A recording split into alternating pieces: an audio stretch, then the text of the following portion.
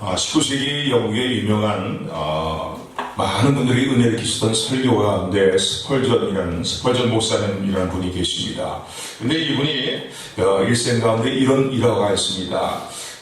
그가 이제 자기가 심호하던 예배당을 더 크게 이제 확장해서 증축을 하게 되었고, 그리고는 이제 입당하기 전에 설교 연습을 하기 위해서 사모님과 함께 그 예배당을 찾아갔습니다.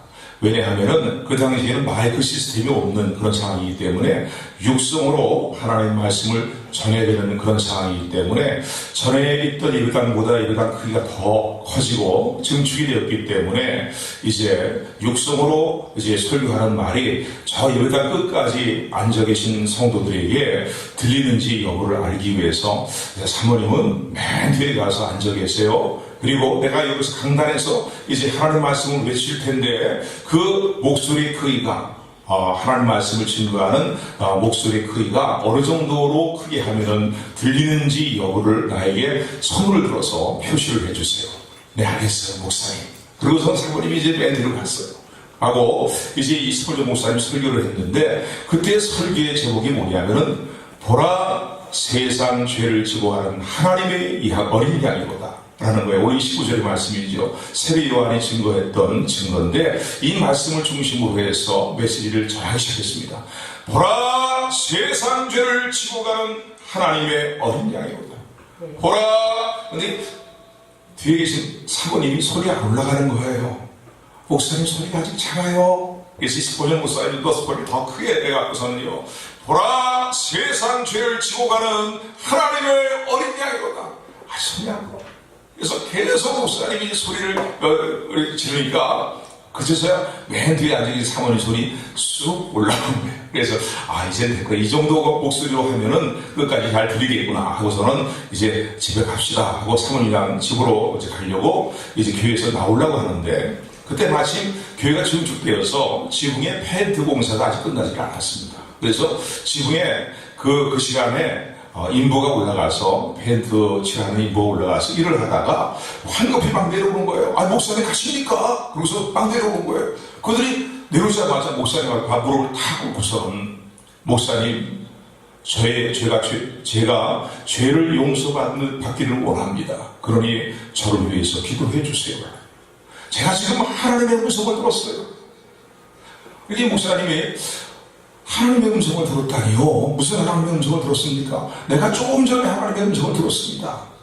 예배당에서 울려 퍼지는 하나님의 음성을 들었다는 거예요. 그거요? 그거는 제가 설교 연습을 하기 위해서 목소리 크기 정도로 어느 정도 돼야 되는지 여부를 알기 위해서 그렇게 연습 싸움을 했던 것입니다. 그랬더니 이 페인트공 인부가요, 아닙니다. 나에게는 이 메시지가 목사님이 외쳤던 그 하나님의 말씀이 하나님의 음성으로 들렸습니다. 오늘 이 아침에도 저 여러분들에게 주시는 하나님의 말씀이 나에게 말씀하시는, 내 가정에 말씀하시는 하나님의 음성으로 들려오는 은혜가 임하게 되기를 주님의 이름으로 축원합니다. 축원합니다. 그래서 이 목사님은 그래요? 그러고서는 이제 무릎을 꿇은 이 페인트공에게 머리에 안수를 하면서, 하나님, 이 아들의 허물과 죄를 용서하여 주옵소서. 예수 그리스도의 보혈의 피로써 세상죄를 속하기 위해서 이 땅에 오셔서 세상죄를 지고 가신 하나님의 어린 양이 되시는 예수 그리스도의 보혈의 피로써 이 사랑하는 아들의 허물과 죄를 씻겨주시고 덮어주시고 이 아들이 구원받은 하나님의 백성으로서의 삶을 살게 하옵소서 라고 간절히 기도를 했다고 합니다. 그 이후로 이 펜트곡은요, 그 교회가 아주 훌륭한 재직이 되어서 목사님을 협조하여서 교회를 잘 받들고 섬기며 하나님의 나라의 일들을 감당하는 데서 귀하게 쓰임받는 인물이 되었다라는 팩트예요. 내려오는 이제 일화가 있습니다. 오늘 이 본문 29절의 말씀 보니까, 우리 29절은 세례 요한은 이렇게 예수님에 대해서 증거합니다. 광야에 외치는 자의 소리로서 예수님이 오기 전에 예수님의 길을 예비하고 준비하는 자로서 하나님이 세례 요한을 보내셨거든요. 말라기에서 예언하신 대로 예수님의 길을 예비하기 위해서 바로 세례 요한을 이 땅에 보내셨고, 세례 요한이 예수님의 길을 이제 예비하기 위해서 광야에서 요단강가에서 외치는 자의 소리로 예수님을 증거하고 예수님에 대해서 선포를 하게 됐는데 수많은 사람들이 세례 요한을 존경함으로 말미암아 하나님이 보내신 하나님의 사람으로 알았기에 수많은 백성들이 인산인해를 이루면서 세례 요한에게 몰려오는 때였습니다. 이때 세례 요한은 자신의 정체를 분명히 밝힙니다. 나는 그리스도가 아니다. 너희가 찾고 있는 너희 구세주 하나님이 너희를 위해서 보내신 그리스도가 아니다. 나는 그분의 실들매를 들기도 그분의 신끈을 풀어주기도 또 신들매를 풀고 묶는 그런 일도 감당하기 어려운 그러한 미약한 존재다. 자신의 신분을 분명히 밝히면서 예수님에 대해서 오늘 증거한 내용이 자기에 나오시는 예수님을 보고서 예수님에 대해서 증거한 것이 우리 29절의 말씀입니다. 우리 29절 말씀을 다 같이 제가 뭐 여러 번 강조했지만은요 뜻을 생각하면서 같이 합독합니다. 29절 시작. 이튿날 예수께서 자기에게 나오심을 보고 올가되 보라 천사들을 지나가는 하나님의 영향이로다. 아멘. 그래서 이 세례 요한의 증거를 보게 되면은 그가 예수님이 이 땅에 왜 오셨는가? 예수님이 이 땅에 오신 목적을 아주 일목요연하게 한마디 말로 잘 표현하고 있는 것을 보게 됩니다.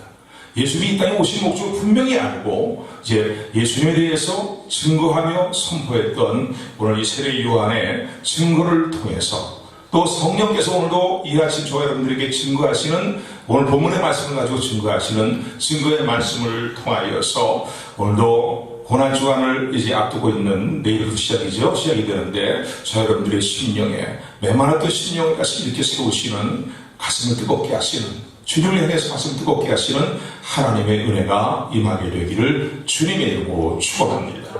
자, 그렇다면은 세례 요한이 증거한 보라는 거예요. 저분을 보라는 거예요. 세상 죄를 지고 가는 하나님의 어린 양이거든. 그냥 어린 양이 아니죠. 하나님의 어린 양이로다라고 표현합니다. 그래서 이 세례 요한의 증거에 담겨있는 내용이 무엇인가 우리는 먼저 생각을 해야 됩니다.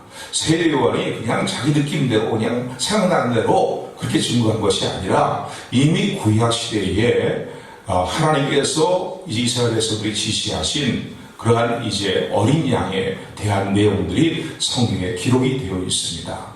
물론 먼저 이 말씀을 우리가 생각하면서 우리 먼저 생각해야 될 것은 이 어린 양은 장차 우리의 속죄제물로 이 땅에 오실 구약시대로 상황을 보게 된다면 예수님의 십자가의 죽으심을 예표하는 또 모형이고 예표하는 사건이다. 또 예표하는 하나의 상징이다라고 생각을 하셔야 됩니다. 제일 먼저 보라 세상 죄를 지고 가는 하나님의 어린 양이로다라는 이 증거에 담겨있는 내용이 무엇이냐면요 유월절 어린 양을 의미합니다. 우리가 구약의 이제 성경을 읽어서 알고 있지만은 이스라엘 백성이 애굽에서 종살이 하게 될 때에 온갖 노역에 시달려서 너무나 괴로움을 당하고 애굽 사람부터 압제를 당합니다. 그래서 하나님께 부르짖게 되었는데 하나님은 그들을 출애굽시키기 위해서 하나님의 종 모세를 보냈어요.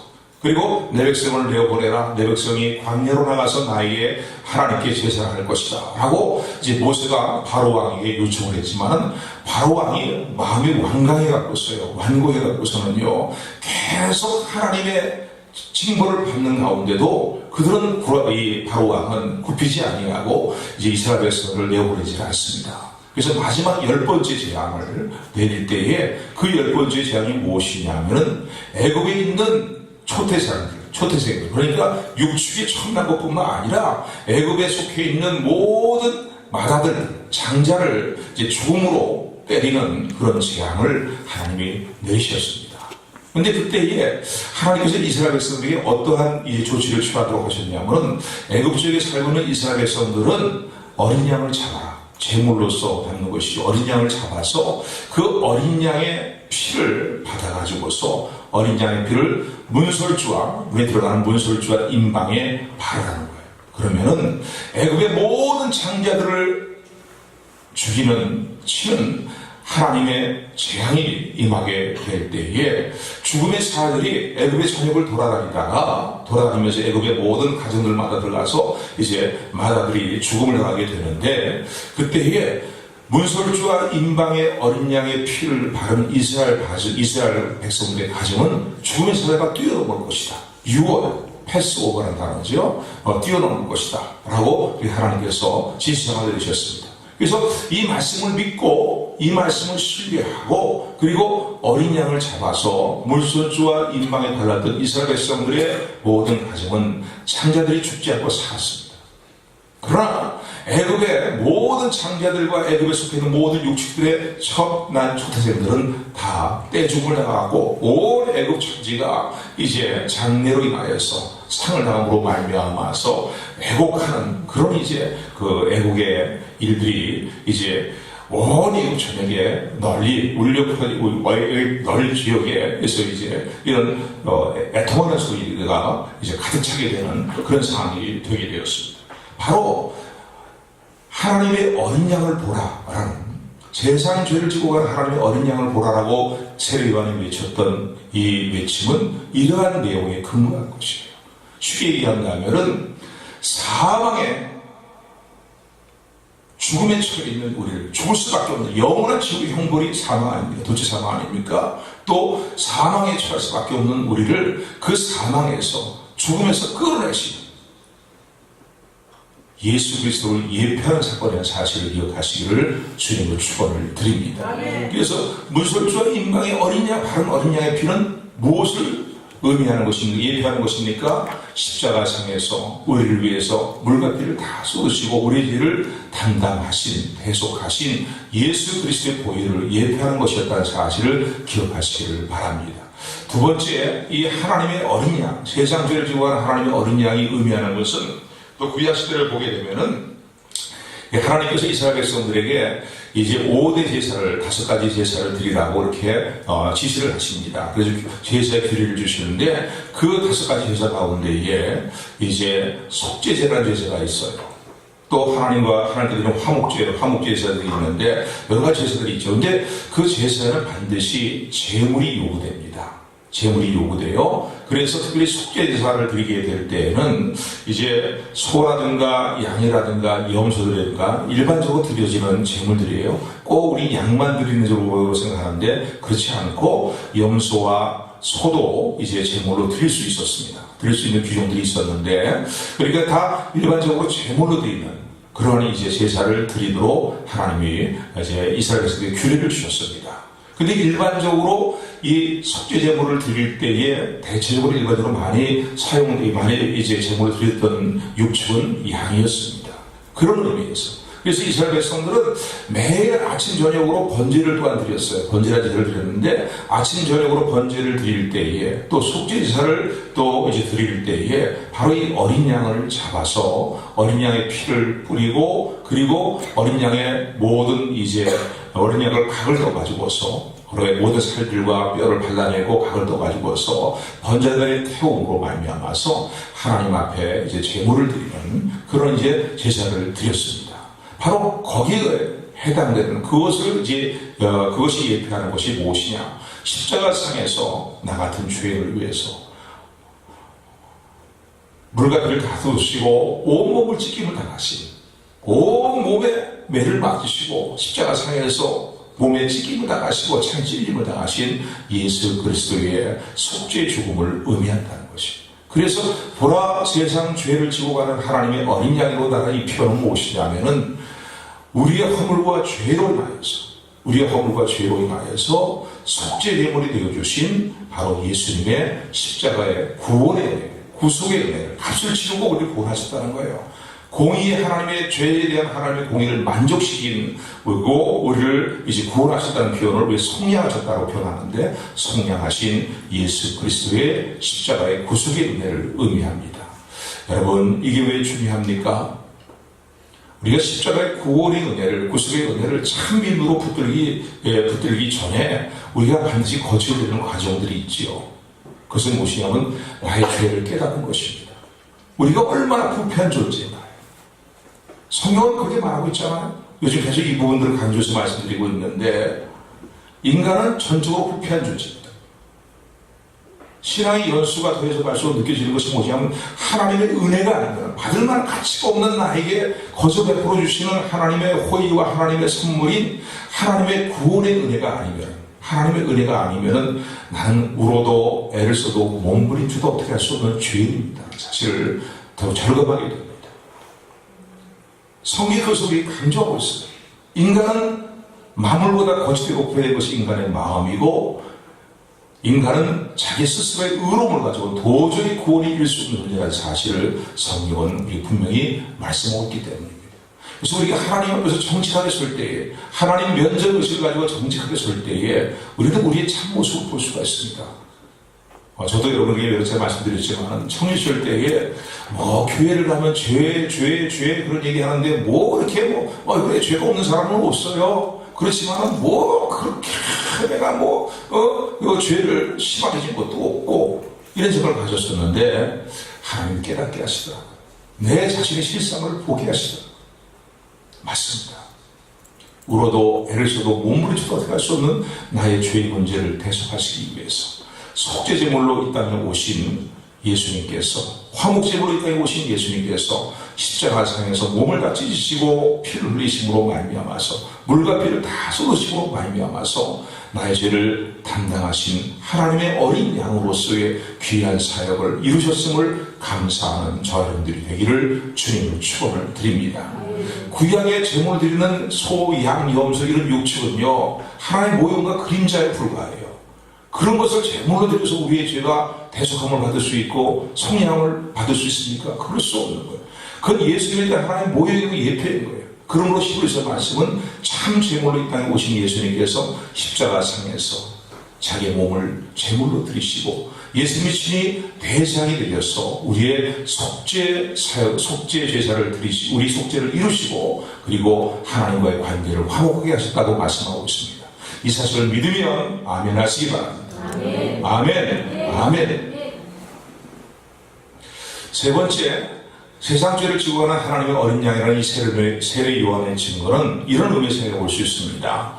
이 이스라엘 백성들이 7월달이 되면 대속죄일이라는 1년에 한 차례씩 전 백성들이 하나님 앞에 죄를 용서받기 위해서 드리는 제사를 드리는 그런 날이 있어요. 그것을 대속죄일이라고 하는데 이 대속죄일을 맞이할 때는요, 물론 속죄제사를 드리고 양을 잡아서 제물로 드리기도 하고 흠없는 양을 잡아서 제물로 드리기도 하지만은요, 이 좀 특이한 행동을 하게 특이한 일들을 행하게 됩니다. 어떤 일을 하냐면은 살아있는 염소를 이제 두 마리를 가져와서 한 마리는 제물로 드리고 살아있는 염소 한 마리에다가 이제 세상에 머리에 손을 얹고 안수를 합니다.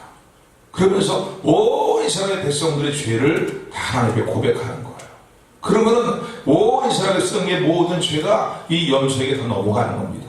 다른 제사도 마찬가지예요. 양을 제물로 드릴 때에도 이제 죄를 고백하면서 안수하지요. 그리고는 이제 제물을 잡는데 이 한 마리의 염소를 잡아서 제물로 드리지만은 다른 한 마리의 염소는요 살아있는 채로 광야로 내어보냅니다. 그래서 미리 정해진 사람을 통해 가지고서 이제 염소를 사람이 없는 무인지경의 광야로 이제 염소를 떠나보내게 합니다. 그래서 결국은 아사셀 염소다라고 이 성경을 보게 되면은 이렇게 레위기 16장 20절, 20절에 보면 그렇게 이제 그런 규례들이 하나님께 주어진 것을 볼 수가 있는데 바로 이때에 무인지경으로 온 백성들의 이스라엘 백성의 죄를 떠안고서는요 무인적으로 떠나가는 그런 이제 염소를 아사셀 염소라고 얘기합니다. 세상 죄를 지고 가는 어린 양과 동일한 의미를 가지고 있다고 볼 수 있습니다. 그래서 이 아사셀 염소는요 미리 정해진 사람을 통해 가지고서 광야로 나가서는 맹수들이 들끓겠죠. 무엇을 어떤 일을 당할지 모릅니다. 그런데 떠나기 전에 떠나가면서 백성들이 막 돌팔매질을 막 던져요. 그러니까 온 피통이 된 그런 상태에서 이제 무인징으로 광야로 떠나보냅니다. 여러분 한번 생각해 보세요. 속죄제물을 드릴 때에도 그 제사를 드리는 이스라엘 백성들이 와서 자신의 죄를 고백하고 그 모든 죄를 대신 죽을 속죄제물을 드릴 이제 제물에게 전가를 시킵니다. 그리고 자기가 보는 앞에서 아무런 죄가 없지만 자기 때문에 피를 흘리고 죽어가는 어린 양의 모습을 봅니다. 그런데 구약시대에 보게 되면요, 그 당사자가 그 제물 각을 떠요. 각을 뜨고 이제 제물을 드리는 것을 준비를 하는 일이 있어서 그 일을 이제 당사자가 하도록, 그리고 이제 제사물레인들이 돕도록 그렇게 되어 있습니다. 생각해 보세요. 그 어린 양을 잡으면서 이 죄가 없는 어린 양이 나 때문에 이렇게 죽는구나 라고 하면서 그들이 양식이 얼마나 찔림을 받고 얼마나 그 자신의 죄가 자신의 삶의 끔찍한 결과를 가져오는가를 절감하게 되겠습니까? 아셀 염소도 마찬가지예요. 오늘 저와 여러분들이 지은 죄로 인하여서 하나님께로부터 외면을 당하고 하나님께 버림을 받아야 마땅한 저와 여러분들이지만, 저와 여러분들의 죄를 대신 담당하신, 십자가에 담당하신 예수님께서 저와 여러분들을 대신하여서 하나님께 잠깐 동안입니다만은요, 긴 시간은 아니지만 버림을 당하셨다는 사실을 기억하시기를 주님은 축원을 드립니다. 예수님에게 있어서 이 땅에서의 힘든 시간들, 이 땅에서의 공생의 모든 기간들을 보낼 때 그 모든 시간들이 그 영광스러운 주님에게 있어서는 너무나 힘든 시간들이었지만은요, 그것을 기쁨으로 기꺼이 잘 감내하는 주님이 하셨던 이유 중에 하나가 무엇이냐면은 나를 보내신 하나님 아버지께서 나와 함께 하시기 때문이라고 하나님 주님은 그렇게 말씀을 하셨습니다. 그런데 십자가상에서 저와 여러분들의 죄를 담당하시기 위해서 대신 죽으실 때에 철저하게 하나님께 버림을 받았다는 사실을 여러분 기억하시기를 주님 여러분 축원합니다. 그것을 어떻게 확인해 볼 수 있습니까? 십자가상에서 주님께서 하신 7마디 말씀이 있어요. 그 중에 한 마디 말씀이 무엇이냐면요, 엘리 엘리 라마 사박다니, 엘리 엘리 라마 사박다니, 나의 하나님 어찌하여 나를 버리셨나이까, 어찌하여 나를 버리셨나이까. 나의 하나님, 나의 죄 때문에 내가 버림을 당하게 되지만 십자가상에서 예수님께서 처지 버림을 당하시고 말미암아, 하나님께 버림을 당하시고 말미암아서 우리가 이제는 예수 그리스도 안에서 하나님께 나가며 하나님과 더불어 화목을 이루는 기쁨의 삶을, 평안의 삶을 누릴 수 있음을 기억하며 감사하는 저와 여러분들이 되기를 주님의 이름으로 축원을 드립니다. 그래서 보라, 세례요한이 증거한 보라, 세상 죄를 지고 가는 하나님의 어린 양이로다는 이 증거와 이 선언을 듣는 그 당시 이스라엘 백성들은요, 이 세례요한이 어떤 의미에서 이런 증거를 하고 있는가를 쉽게 알아들을 수가 있었습니다. 왜냐하면 그들은 유월절마다 어린 양을 잡아서 물수주에 임방에 바르는 유월절 의식을 치우고 살았기 때문이에요. 그런데 그것이 진정한 자신의 속죄를 이루는 것이 아니라는 사실을 그들은 마음 깊이 알고 있었지요. 진정한 것은 이건 하나의 모임의 그림자예요. 그래서 세례요한은 그 참 실체가 되시는 분이 바로 예수님이라고 증거하고 있는 것입니다. 대속죄 이를 때마다 돌에 마주하고 피투성이가 되어서 무인지경으로 버림을 당하고 떠나보냄을 당하는 아셀 염소를 보면서 저들은요, 세례요한이 증거하는 증거의 내용이 무엇인가를 알 수가 있었던 사실입니다. 맞습니다. 하나님은 저와 여러분들의 죄를 예수님께 담당시켰음을 믿으시는 저와 여러분들이 되기를 주님으로 축원을 드립니다.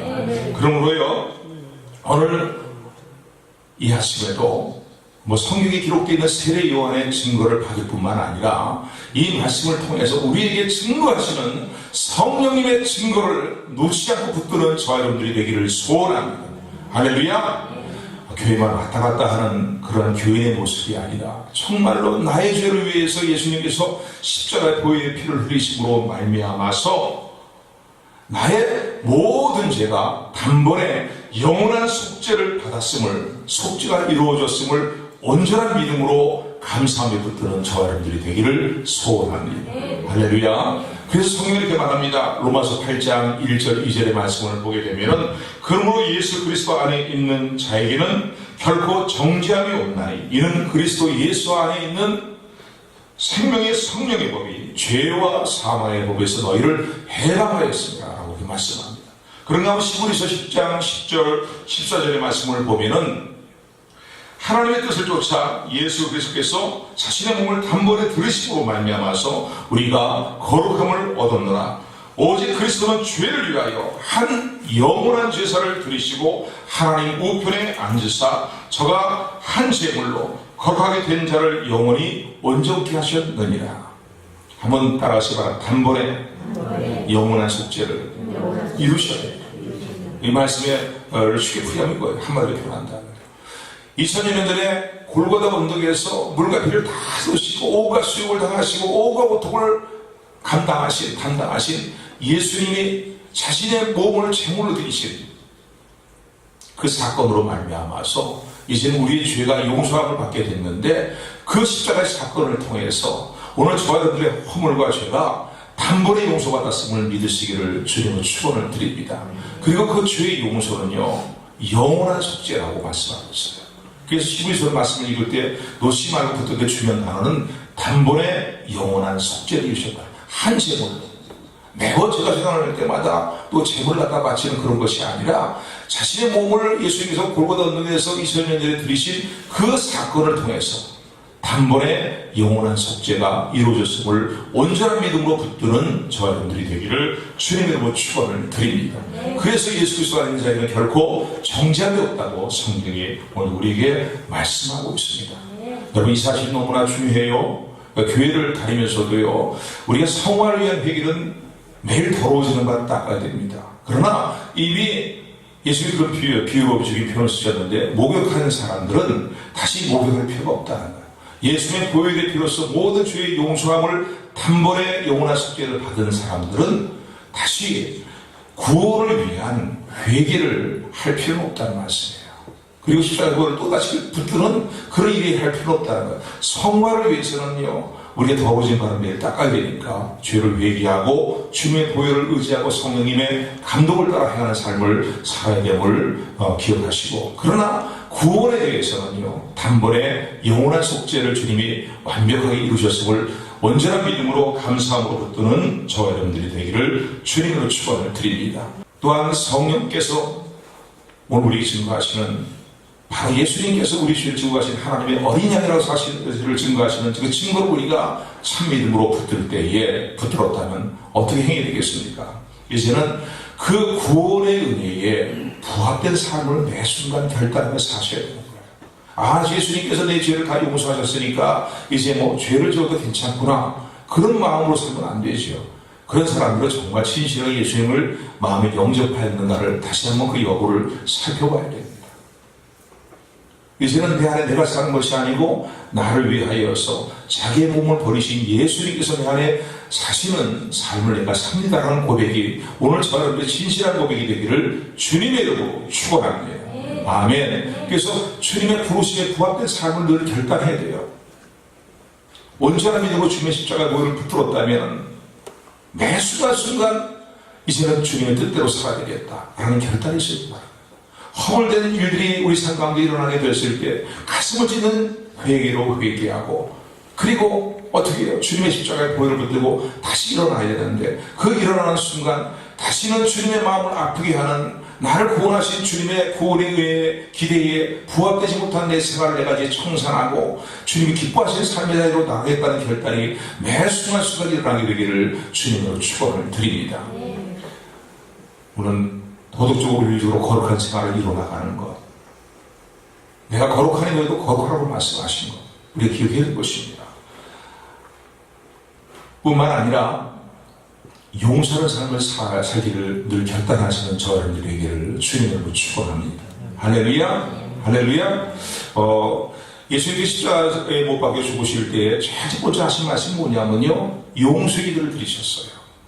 양손과 양발에 십자가에 눕히셔갖고서는요, 대모식장에 들어갈 때에, 망치를 통해서 대모시 들어갈 때에 막 고통을 막 소리를 지르면서 고통을 호소하고 막 이런 게 아니라, 주님께서 제일 먼저 하신 말씀이 뭐냐면, 아버지요, 저들의 죄를 용서하여 주옵소서.